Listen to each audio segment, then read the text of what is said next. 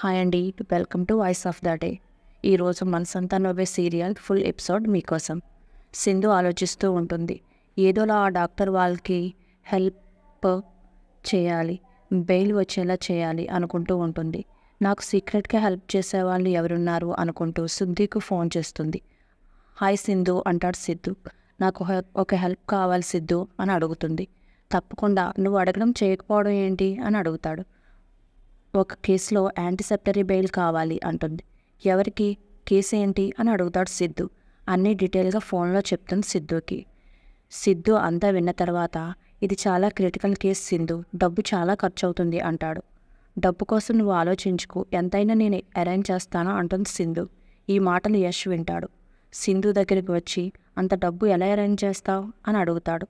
ఏదోలా అరేంజ్ చేస్తాను, నీకెందుకు అంటుంది సింధు. నువ్వు హెల్ప్ చేయకపోతే ఆగిపోతుంది అనుకున్నావా అని అంటుంది సింధు. అంత డబ్బు నీ వల్ల కాదు, ఎవరు ఇవ్వరు, దొంగతనం చేయాలి నువ్వు అంటాడు యష్.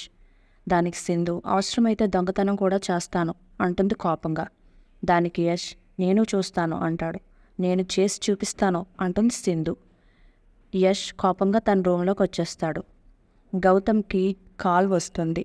ఆ డాక్టర్ వాళ్ళ కేసులో పార్ట్నర్ కోసం క్లూస్ దొరికాయి సార్ అని స్పెషల్ టీం వాళ్ళు కాల్ చేసి చెప్తారు. ఆ డీటెయిల్స్ అన్నీ మీ మెయిల్కి పంపించాం సార్ అని చెప్తారు గౌతమ్కి.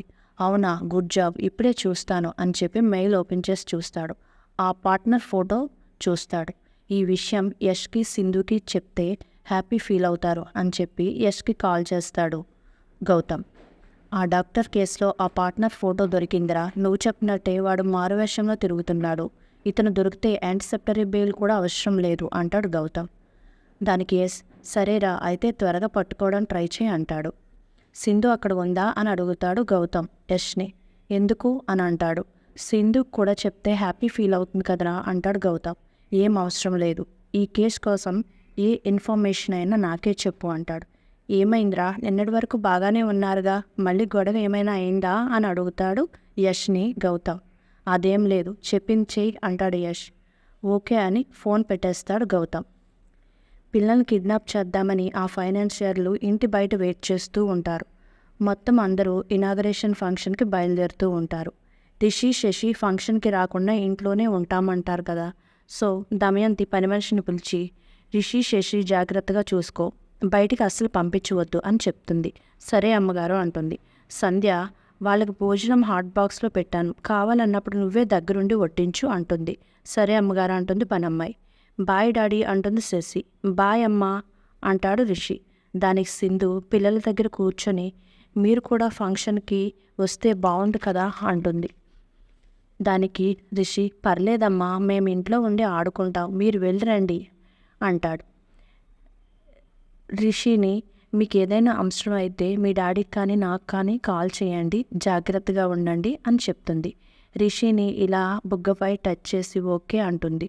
శశిని కూడా టచ్ చేయబోతుండగా మొహం పక్కకు తిప్పేసుకుంటుంది. సంధ్య కన్యాకుమారి తనకి పిల్లలపై ప్రేమ ఉన్నట్లు తెగ యాక్ట్ చేస్తోంది. ఈరోజు ఆ నగల దొంగతనం కేసులో జైలుకు పోతుంది కదా, ఈ రోజుతో దీని పీడ వదిలిపోతుంది అనుకుని నవ్వుకుంటూ ఉంటారు సైలెంట్గా. చంద్ర, నేను వేరుగా వస్తానురా, కొంతమందితో రావడం ఇష్టం లేదు అంటాడు కన్యాకుమారి వైపు చూసి. సరే అన్నట్టుగా యష్ వెళ్ళిపోతాడు. చంద్ర సింధుతో వెళ్తాడు. యష్, దమయంతి, సంధ్య, కన్యాకుమారి ఒక కారులో స్టార్ట్ అవుతారు. యష్ కోపంగా ఆలోచిస్తూ కార్ డ్రైవ్ చేస్తూ ఉంటాడు. ఏంట్రా యష్ అలా ఉన్నాం, ఆ సింధు కోసమే కదా అంటుంది దమయంతి. అవునమ్మా అంటాడు యష్. సింధుని చూస్తుంటే ఏం చేసైనా సరే పిల్లల్ని దక్కించుకునేలా ఉందమ్మా అంటాడు యష్. అసలు ఏంట్రా దాని ధైర్యం, అంతలా రెచ్చిపోతుంది అంటుంది దమయంతి. ఆ లాయర్ సిద్ధుయే ఆ ధైర్యం అమ్మా అంటాడు యష్. సంధ్య, లాయరా, ఎవరు అని అడుగుతుంది.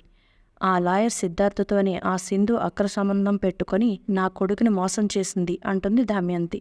జరిగిందంతా కన్యాకుమారికి సంధ్యకి మొత్తం అంతా చెప్తుంది. సంధ్య, ఏమో ఎప్పుడు ఏం జరుగుతుందో, ఆ సింధు ఈరోజు మళ్ళీ ఇంటికి తిరిగి రాకపోవచ్చు కూడా అంటుంది.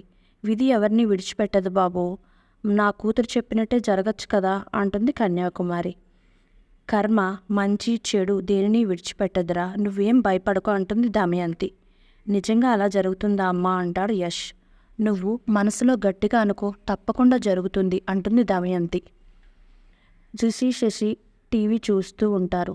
రిషి పని మనిషిని పిలిచి మెయిన్ డోర్ క్లోజ్ చేసి ఉందో లేదో చూడు, వచ్చేటప్పుడు స్నాక్స్ తీసుకుంటురా అంటాడు. సరే బాబు అని పనమ్మాయి వెళ్ళిపోతుంది.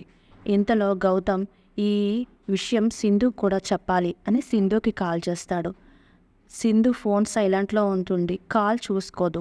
ఇంతలో పిల్లల్ని కిడ్నాప్ చేయడం కోసం వెయిట్ చేస్తున్న వాళ్ళందరూ బయటికి వెళ్ళిపోయిన తర్వాత పని మనిషిని కొట్టి పిల్లల్ని తీసుకుపోవాలని లోపలికి వస్తారు. ఇది ఈరోజు ఎపిసోడ్. డైలీ అప్డేట్స్ కోసం నా ఛానల్ సబ్స్క్రైబ్ చేయండి. Thank you.